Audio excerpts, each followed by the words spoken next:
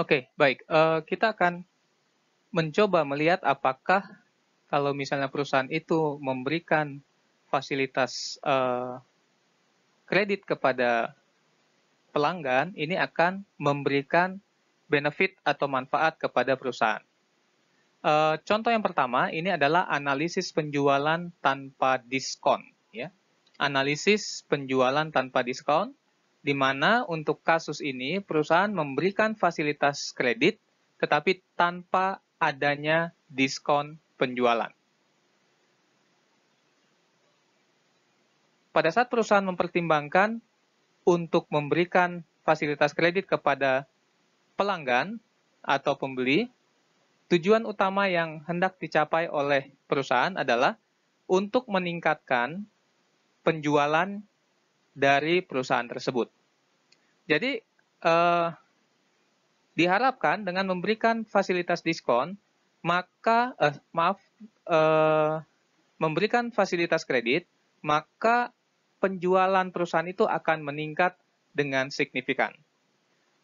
Tetapi sebelum perusahaan itu bisa memberikan atau menentukan apakah akan memberikan fasilitas kredit atau tidak, ada analisa yang harus dilakukan. Mari kita lihat contoh berikut yang menunjukkan bagaimana kita bisa menganalisa apakah fasilitas kredit yang diberikan itu akan memberikan manfaat kepada perusahaan atau tidak.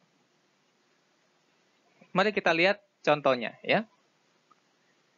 Yang pertama, ya, analisis penjualan tanpa diskon. Misalkan suatu perusahaan melakukan penjualan secara tunai. Jadi perusahaan ini tadinya melakukan penjualan hanya penjualan tunai, dan penjualan setiap tahun rata-rata sebesar 800 juta. Jadi penjualan tunai ini besarnya adalah 800 juta setiap tahun. Kemudian perusahaan ini ya mencoba untuk memberikan fasilitas diskon fasilitas kredit, di mana fasilitas kredit ini dinyatakan dengan kredit term N/60. Ya. Ini artinya adalah pembelian yang dilakukan oleh pelanggan itu akan jatuh tempo setelah 60 hari. Atau pembeli bisa membayar pembeliannya pada hari ke-60. Diperkirakan dengan syarat penjualan tersebut, perusahaan akan bisa meningkatkan penjualan sampai 1 miliar 50 juta. Ya. Jadi ini ada peningkatan yang cukup signifikan, yaitu 250 juta. Profit margin yang diperoleh sekitar 15%. Apakah perusahaan perlu beralih ke penjualan kredit kalau biaya dana sebesar 16%? Oke. Jadi begini, profit margin itu adalah 15%. Ya, profit margin adalah 15%. Kemudian, kalau misalnya dana itu tidak digunakan, ya, karena kita tahu kalau misalnya perusahaan itu melakukan penjualan kredit, berarti ada investasi di kapital, di working capital, ya, atau di modal kerja. Nah, kalau tidak diinvestasikan di situ, maka perusahaan ini bisa menginvestasikannya di sumber atau instrumen investasi lainnya dan bisa mendapatkan bunga sebesar 16%. Oke, mari kita lihat bagaimana bentuk analisa yang kita perlu lakukan untuk keputusan ini. Oke, ini adalah langkah-langkah analisisnya. Jadi kita perhatikan, ini langkah-langkah analisisnya. Yang pertama adalah kita tentukan manfaatnya. Ya, manfaat ini kita melihat apakah ada tambahan keuntungan di situ atau tidak. Ya. Jadi kita melihat bahwa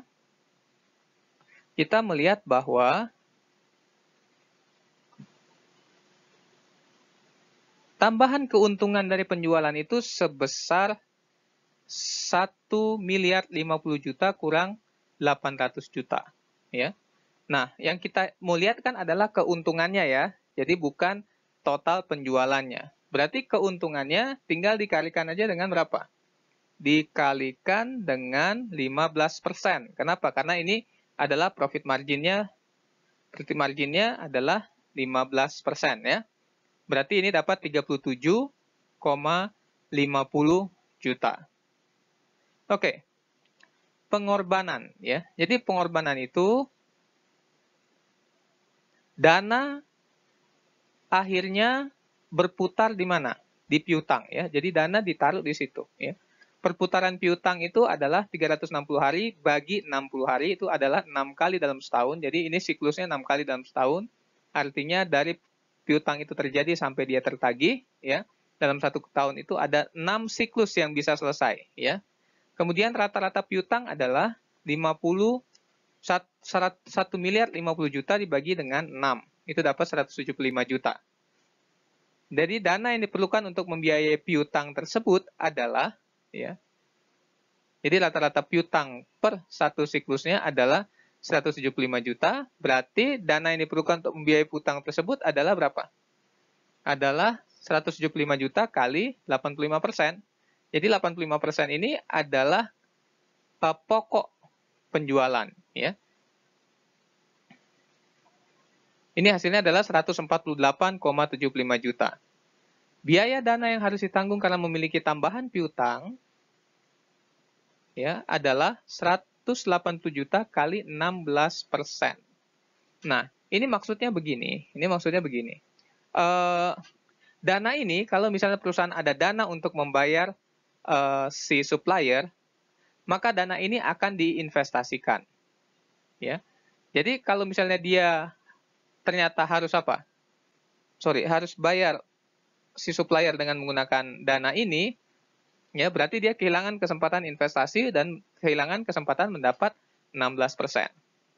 Jadi 148 juta kali 16% itu dapat 23,80 juta. Ya. Sehingga tambahan manfaat bersihnya adalah 37,50 juta kurangi dengan 23,80. Tambahan manfaat bersihnya adalah 13,70 juta. Nah, analisis tersebut menunjukkan bahwa manfaat lebih besar dari pengorbanan yang dilakukan oleh perusahaan, sehingga kalau kita lihat di sini manfaat bersihnya adalah apa? Positif. Jadi, keputusan ini ya, berdasar keputusan untuk kebijakan ini ya, kita lihat ini berarti apa?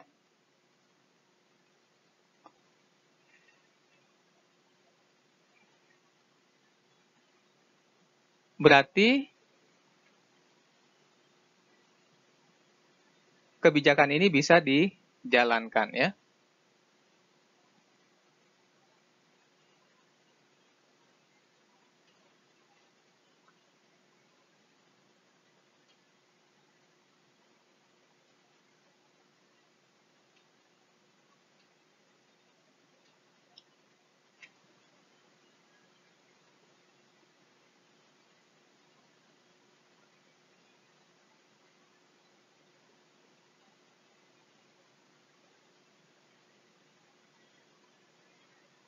Oke. Baik, kita akan break kurang lebih 5 menit ya. Kita akan break kurang lebih 5 menit.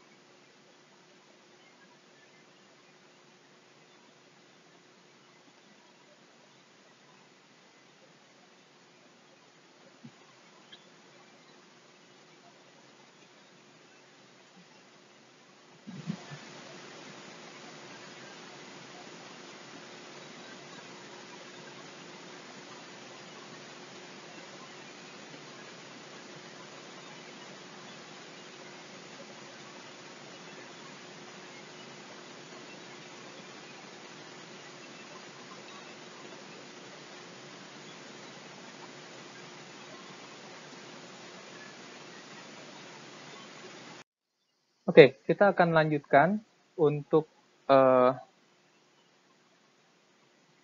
kondisi yang kedua, yaitu analisa penjualan secara kredit dengan diskon. Ya, kalau tadi adalah analisa penjualan kredit tanpa diskon, sekarang kita akan masuk ke analisa penjualan kredit dengan diskon. Mungkin kita perlu melihat dulu kenapa sampai perusahaan itu hendak menawarkan diskon kepada pelanggan. Ya. Jadi, kita mengetahui bahwa untuk memperpendek siklus konversi kas, ada beberapa cara yang harus dilakukan. Ya. Yang pertama adalah dengan memperpendek periode konversi persediaan. Jadi, kalau bisa, persediaan itu dikonversi menjadi penjualan secepat mungkin. Ya. Kemudian, cara yang kedua atau langkah yang kedua adalah dengan memperpendek masa koleksi piutang. Ya. Periode koleksi piutang, dan hal ini juga berkaitan erat dengan likuiditas dari perusahaan. Jadi kalau misalnya perusahaan itu lebih cepat mendapatkan dana, maka perusahaan itu adalah perusahaan yang lebih liquid. Oke, perusahaan itu adalah perusahaan yang lebih liquid, sehingga ini baik untuk perusahaan. Oke, mari kita coba lihat contohnya ya. Mari kita coba lihat contohnya. Misalkan dengan jumlah penjualan yang sama pada analisis 1, namun kali ini perusahaan menawarkan syarat penjualan 2/20 net 60. Apa artinya 2/20 net 60 ini? 2/20 net 60 ini adalah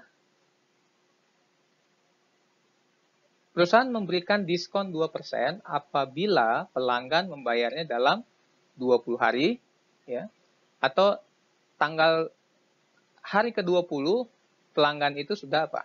Sudah membayar, ya, akan diberikan diskon sebesar 2%. Tetapi kalau misalnya pelanggan tidak mengambil diskon, jangka waktu kreditnya adalah tetap 60 hari. Jadi sekali lagi ini berarti bahwa pembeli itu melunasi pembeliannya pada hari yang ke-20, mereka akan memperoleh diskon sebesar 2%. Tapi kalau mau melunasi pada hari ke-60 harus membayar dengan harga yang penuh. Nah, diperkirakan 50% dari pelanggan yang ada akan memanfaatkan diskon dan sisanya membayar pada hari ke-60. Apakah perusahaan sebaiknya menggunakan cara ini untuk bisa mempercepat untuk bisa mempercepat koleksi atau pengumpulan atau penagihan piutang, atau menjual kredit tapi tanpa diskon? Jadi ini pertanyaan yang harus kita jawab, ya. Pertanyaan yang harus kita jawab supaya kita tahu, ya, supaya kita memahami apakah, ya, atas dasar apakah perusahaan itu memberikan kredit diskon untuk penjualan kreditnya atau tidak, ya.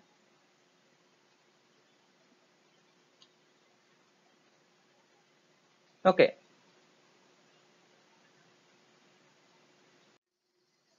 Nah, langkah-langkah analisisnya adalah sebagai berikut. Mungkin Anda bisa lihat 1-2 menit, ya. Anda coba lihat 1-2 menit.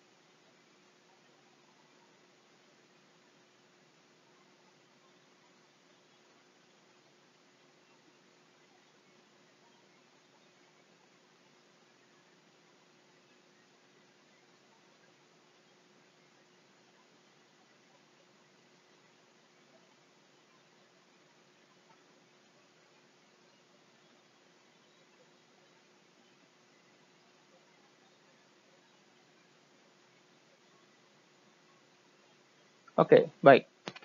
Mari kita lihat ya. Yang pertama adalah rata-rata periode pembayaran piutang. Ya. Nah, 50% dari pelanggan akan membayar 20 hari. Ya. Kemudian 50%-nya lagi akan membayar pada hari ke-60. Oke. Jadi kita akan kali 0,5 kali 20 tambah 0,5 kali 60, maka kita akan dapat di situ rata-rata periode pembayaran piutang ya. Rata-rata periode pembayaran piutang adalah sebesar 40 hari atau selama 40 hari. Jadi kalau rata-rata periode pembayaran piutangnya itu adalah 40 hari,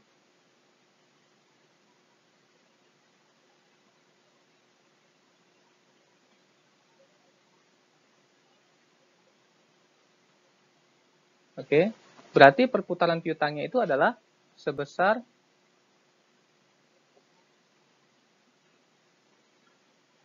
360 bagi 40 hari. Itu dapat 9 kali. Ya.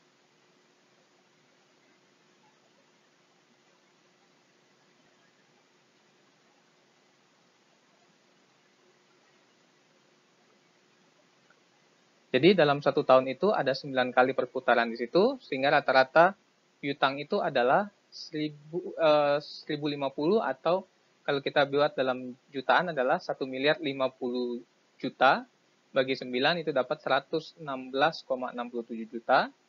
Dan rata-rata dana yang diperlukan perusahaan untuk membiayai piutang itu adalah 116,67 juta kali 85%. Ya, ini kurang lebih 99,17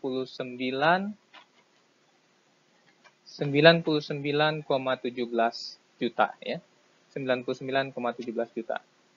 Nah, penurunan biaya dana kita lihat di sini adalah dari 148,75 juta itu turun jadi 99,17 juta. 148,75 juta kurang 99,17 juta itu adalah penurunannya, dan ini dikalikan dengan 16%. Kenapa? Karena dana ini bisa diinvestasikan ya. Jadi kita dapat tambahan cash dari investasi sebesar 7,93 juta.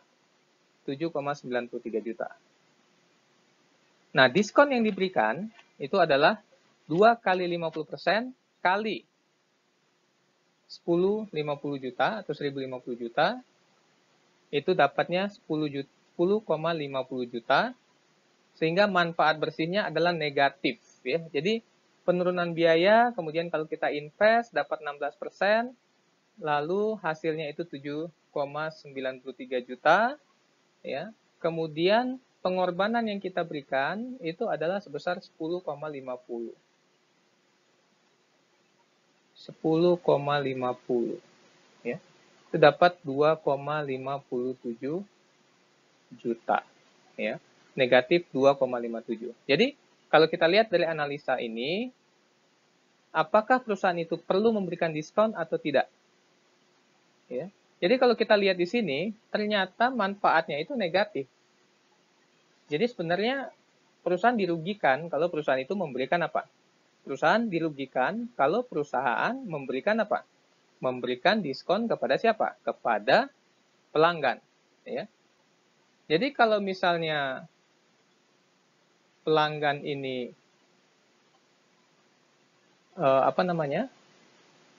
diberikan diskon, justru perusahaan itu akan rugi. Nah, berdasarkan ini, maka kita perlu mengambil keputusan bahwa perusahaan tidak akan apa? Perusahaan itu tidak akan memberikan diskon. Kenapa?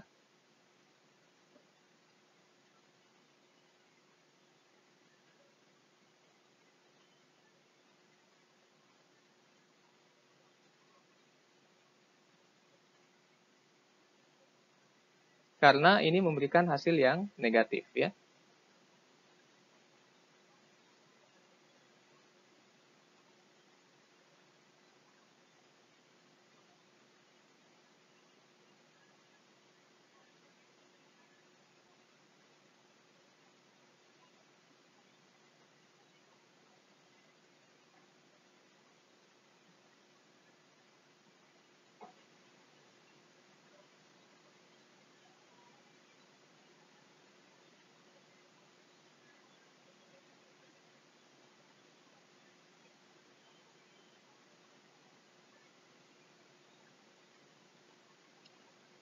Oke.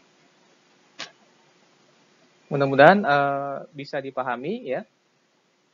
Jadi pada saat perusahaan ini memikirkan apakah akan memberikan fasilitas kredit atau tidak, ya ada analisanya. Kemudian pada saat sudah memberikan fasilitas kredit, kemudian memikirkan apakah akan memberikan diskon atau tidak, itu harus juga sudah dipikirkan, ya, dianalisa dengan sebaik-baiknya.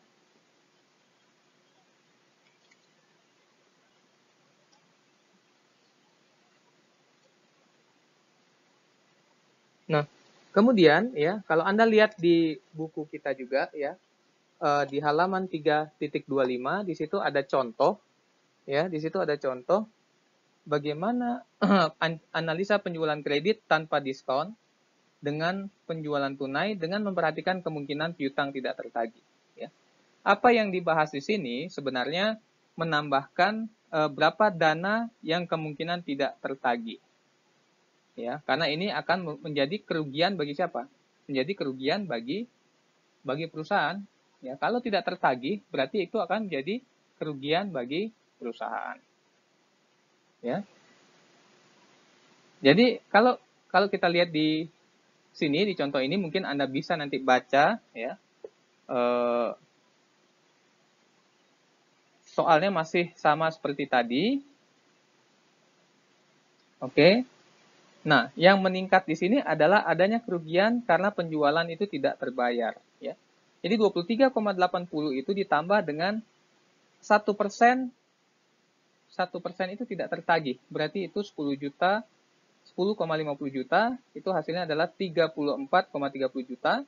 Jadi 37,50 kurang 34,30 juta masih ada manfaat bersih sebesar 3,20 juta. Jadi untuk lebih lengkapnya lagi, yang perlu kita lakukan adalah perusahaan itu harus mempertimbangkan juga, ya, perusahaan harus mempertimbangkan juga apabila ada piutang yang tidak tertagih. Karena piutang yang tidak tertagih ini akan menjadi apa? Ini akan menjadi beban bagi apa? Bagi perusahaan. Ya, jadi kita bisa merujuk kepada 3 kasus ini pada saat kita mempertimbangkan pengelolaan akun piutang ya, pengelolaan piutang. Oke, baik. Demikian untuk pengelolaan piutang, mungkin kita bisa diskusikan lagi lebih lanjut nanti ya. Kita diskusikan lagi lebih lanjut tentang hal ini.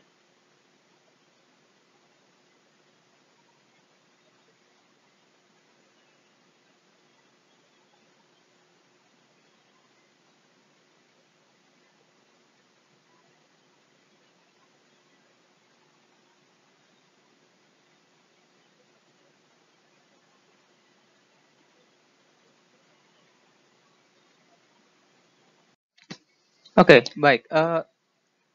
Kita akan bicarakan juga tentang pendanaan modal kerja ya. Jadi kita sudah mempelajari bahwa pada saat siklus keuangan, konversi keuangan itu adalah positif, di mana ada selisih hari antara waktu perusahaan itu membayar kas dan perusahaan itu menerima kas dari pelanggan, ya, maka ada modal yang harus dikeluarkan oleh perusahaan untuk aset lancar ini. Oke.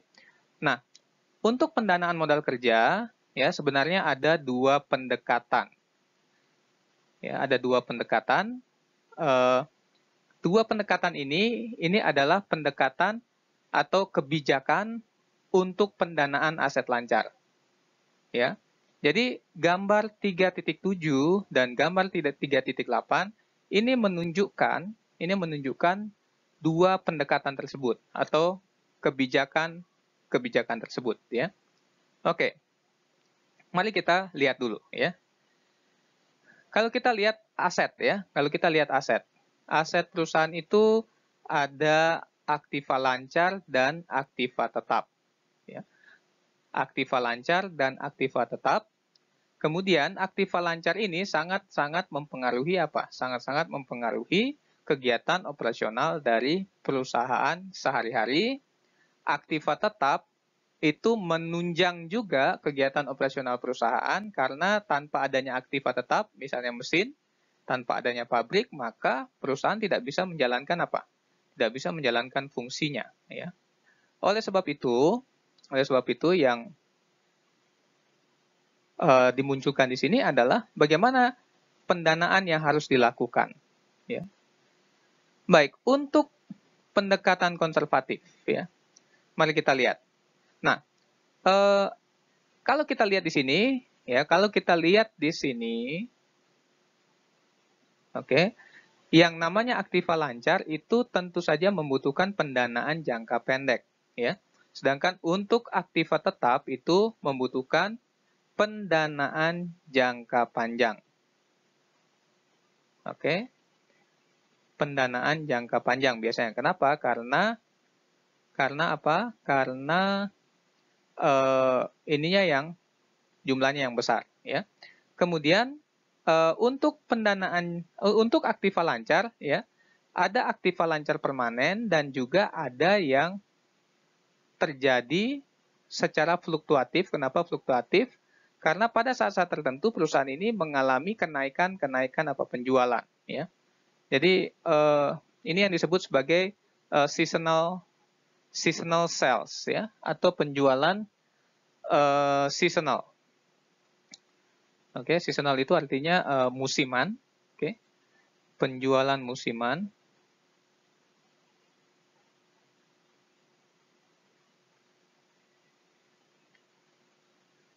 Nah, biasanya ya kebutuhan akan dana itu akan meningkat pada saat penjualan seasonal itu atau penjualan musiman itu meningkat, ya. Nah, untuk pendekatan konservatif yang dilakukan di sini adalah begini. Ya. Untuk pendekatan konservatif atau kebijakan konservatif, yang dilakukan di sini adalah perusahaan akan menggunakan pendanaan jangka panjang, ya, baik untuk pendanaan kebutuhan aktiva lancar permanen maupun untuk pendanaan jangka pendeknya.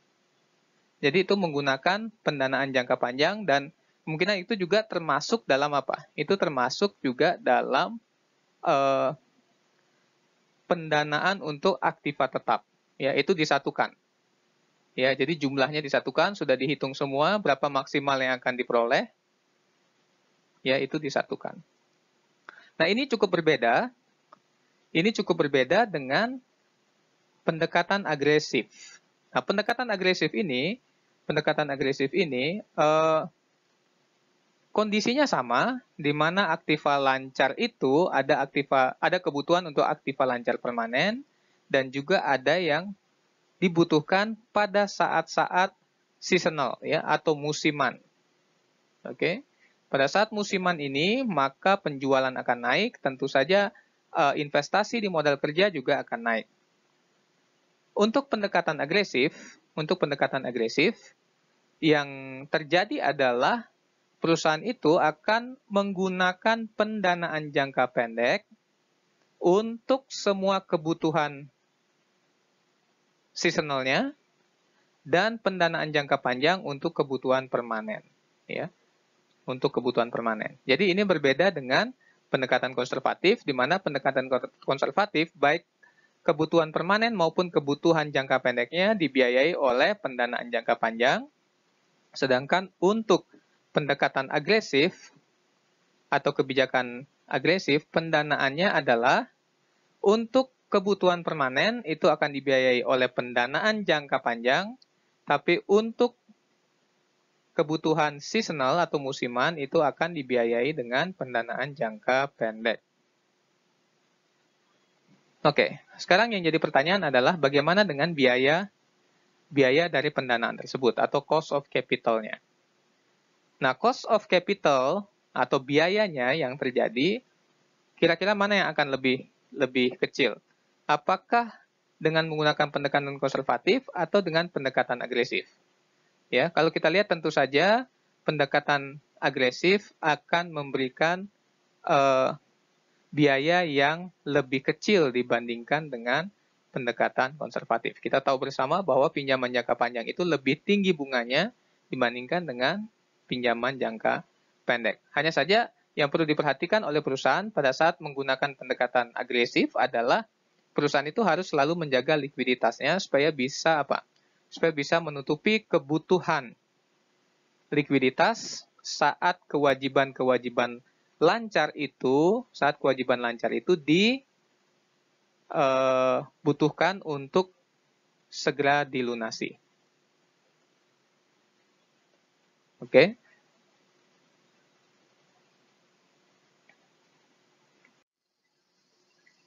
Nah, ada beberapa hal ya, manfaat dan kerugian pendanaan jangka pendek. Ya. Dari sisi waktu, untuk memperoleh pendanaan jangka pendek itu tidak terlalu susah. Kenapa? Satu, karena pendanaan jangka pendek itu biasanya jumlahnya tidak besar, sehingga waktu untuk memperolehnya bisa lebih cepat ya. Kemudian dari sisi keluasan, pendanaan jangka pendek juga lebih luas, oke. Tetapi kadang-kadang susah untuk melakukan negosiasi ya. Kalau misalnya pendanaan jangka panjang kadang-kadang bisa direstrukturisasi, tapi kalau untuk pendanaan jangka pendek jarang bisa direstrukturisasi ya. Bagaimana dengan biaya? Biaya tentu saja pendanaan jangka pendek lebih kecil biayanya dibandingkan dengan pendanaan jangka panjang. Demikian juga dengan Demikian juga dengan resiko. Jadi kalau kita bicara tentang risiko, maka pendanaan dengan menggunakan pendanaan jangka pendek itu resikonya lebih kecil. Kenapa? Karena bunganya lebih kecil, ya. Perusahaan seharusnya lebih mampu untuk melunasi semua kewajiban-kewajibannya. Oke.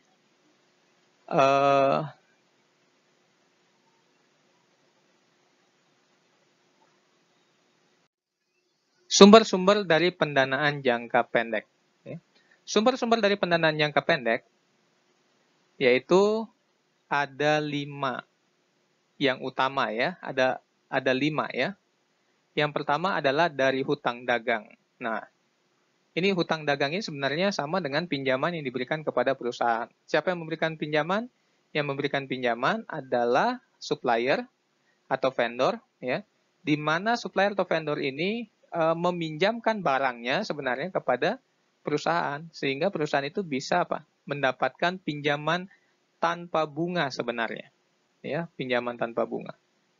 Jadi perusahaan harus bisa memanfaatkan kesempatan ini dengan sebaik-baiknya sehingga sehingga perusahaan bisa mendapatkan keuntungan dari hal tersebut. Kemudian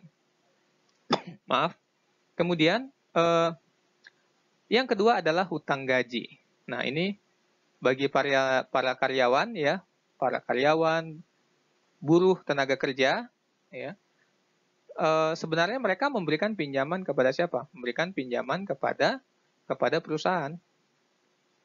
Kenapa? Karena mereka kan bekerja tidak langsung dibayar ya. Biasanya mereka bekerja, kalau karyawan tetap itu bekerja itu dibayarnya bulanan. Jadi mereka bekerja 1 bulan dulu, kemudian mereka baru dibayarkan. Oke. Jadi di sini ya kita melihat bahwa karyawan juga memiliki kontribusi untuk kemajuan dari perusahaan, di mana perusahaan itu mendapatkan pinjaman dari karyawan. Kalau perusahaan bijak, maka dana yang tersimpan ini bisa dimanfaatkan untuk mendapatkan return. Ya. Mungkin ilustrasinya begini aja ya. Bagi Anda yang bekerja, Anda tahu kapan Anda terima gaji. Ya, Anda mulai kerja dari tanggal 1 sampai tanggal 30 atau tanggal 31, kemudian pembayaran gaji itu biasanya di antara tanggal 1 sampai tanggal 5. Oke. Pembayaran gaji itu antara tanggal 1 sampai tanggal 5. Jadi kalau misalnya Anda dibayarkan tanggal 5, berarti perusahaan itu memiliki 34 hari dana yang didapatkan dari karyawan. Ya, Anda bayangkan kalau itu diinvestasikan dan perusahaan mendapatkan apa? Mendapatkan keuntungan dari situ, ya. Kemudian juga dengan hutang pajak, ya. Hutang pajak juga sama, ya. Sebenarnya perusahaan itu juga memperoleh pinjaman secara tidak langsung dari pemerintah, di mana pajak itu kan dibayarkan nanti, ya, dibayarkan nanti per periode, ya. Dan di sini, ya, perusahaan juga bisa memanfaatkan dana ini untuk investasinya, ya. Apakah ada sumber-sumber lainnya? Ya, tentu saja ada sumber lainnya, ya. Sumber lainnya misalnya adalah hutang bank jangka pendek, dan ini banyak macamnya, ya. Banyak macamnya. Hutang bank jangka pendek ini ada yang sifatnya hanya satu kali pinjaman saja, kemudian ada yang namanya line of credit. Line of credit ini artinya dia punya batas tertentu, di mana kalau dia belum sampai plafon pinjamannya, maka dia bisa meminjam berkali-kali. Oke? Dan itulah yang diharapkan oleh bank, ya. Jadi dia hanya bayar bunga pada saat apa? Pada saat melakukan pinjaman saja. Ya. Jadi dia atau perusahaan itu hanya akan membayar pada saat perusahaan itu melakukan pinjaman saja.